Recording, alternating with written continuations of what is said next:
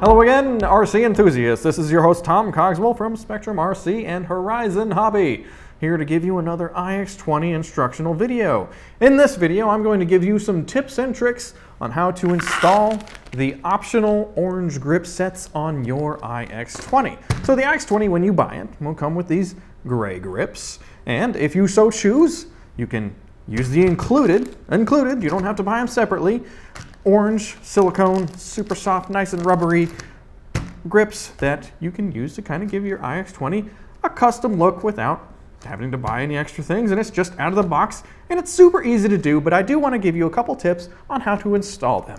The iX20 comes with these grips, and it also comes with some extra, and you'll see, double-sided tape for said grip, this stuff here, but I have found that if you are careful, then you really don't have to use this stuff, and you can kind of keep it for whatever if you want to change them out again.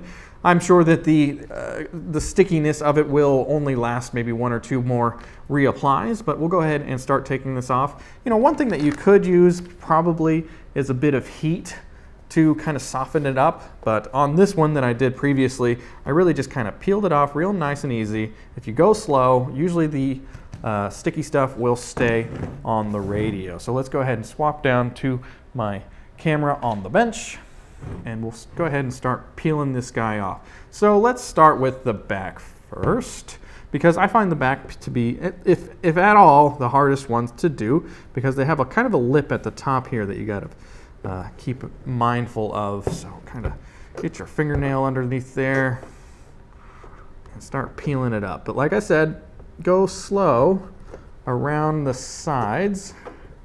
Hopefully you guys can see that. All right, so I'm going slow. And you'll see there's that sticky stuff underneath there. It's not coming up with it most of the time. You'll have maybe a little bit, but it's really not super, super detrimental that it's not completely covering the whole back there. And then this part here, just kind of pull it up. And there we go. So there's still a little bit of stickiness down there. And we'll get the corresponding piece.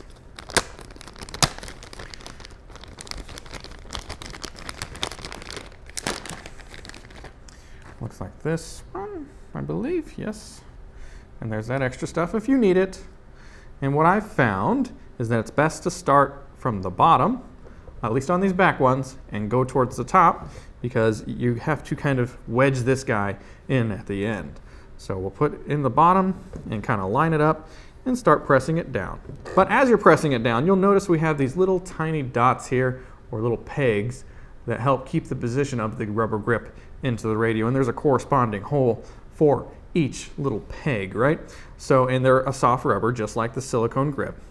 So while you're putting it in there, you'll have to try to get those into those holes.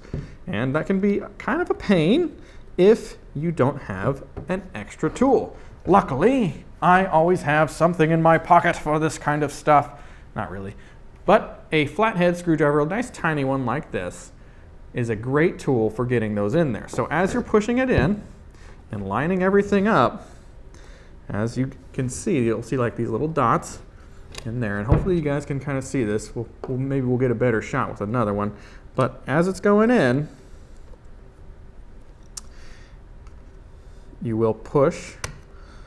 So kind of get it started in there. And usually I kind of roll it down, like I just kind of roll it down like that. And hopefully will go in there easily. So kind of as you're rolling it in, you'll take your screwdriver and you'll push on the little, you'll push on them a little bit to kind of push them into place as you're pushing it in there. So let's go ahead and get this grip on there. Good. So lastly, on this back grip, you'll notice it has this little tongue that sticks out the back. So with this, you have to kind of push it in, and there you'll see that there's a lip for that to be accepted on the other, or on the inside. There we go. Easy enough. So some of it might still need a little bit of convincing to get in there, but I think that's pretty good for now. And those little dots, they might kind of be pushing out a little bit. They just need to, you know, get settled into their new home. So let's do the rest of the grips real quick. All right, let's do the side grips real quick. So just like the back grips, you just kind of peel up the sides and start slowly and go around one edge and peel to the other. And if you want, you could use a little tool. I'd be careful with really prying on it. You know, it might be a good idea to get a guitar pick for this kind of stuff. Something nice and soft that's not going to hurt the plastic. But like I said, just kind of peel away. And hopefully we get enough of this stuff left over that we can reuse it. I think this one's got a pretty good adhesion. I might have to put the new tape on this one. So not to worry, if the tape seems to stay behind, just try to peel off as much of it as you can. Like I said, you might be better off using like a small scraper or something plastic that's soft to get this stuff off. I think that's good enough to start with. Just make sure it's nice and flat. So let's go ahead and grab our new piece. I think it's this one. Yep. So as you might see, this sticky tape has scores in it to help it go around the bends, which is good. You just gotta convince the back side, the vanilla side, to come off without taking the other side with it. There we go. And gently line it up and lay it down. And then on this side, just make sure that you don't cover up the dots and you get it all lined up.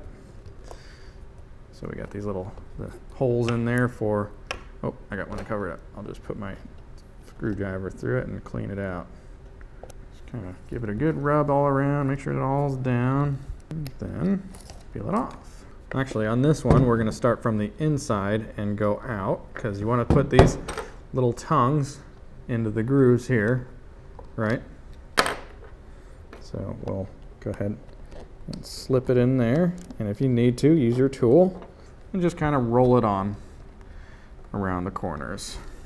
And then once again, once you're to the little dots, if you need to, which you probably will, take your tool to kind of guide them into place. You can kind of tell potentially that I have in the light some of these orange dots are pushing out a tiny bit. You can kind of convince them a little bit better, but really over time they should start falling into place as you use it. And you could take a blunt object and just kind of poke on them a little bit. Just don't put a hole through it on where the little dots are at, and it'll go in. And it is just rubber. It will kind of self-heal itself if you do put a little divot in it. It's not the end of the world. Okay, one more grip to go. And voila, there we go. Now I've got a mess to clean up. So thank you guys for watching this iX20 instructional video. Hopefully this one wasn't too long for you, but if you needed help or you just wanted to see if we had any tips on getting the orange grips onto your iX20, main thing is get a nice thin flat screwdriver and potentially something of a wedge like a guitar pick.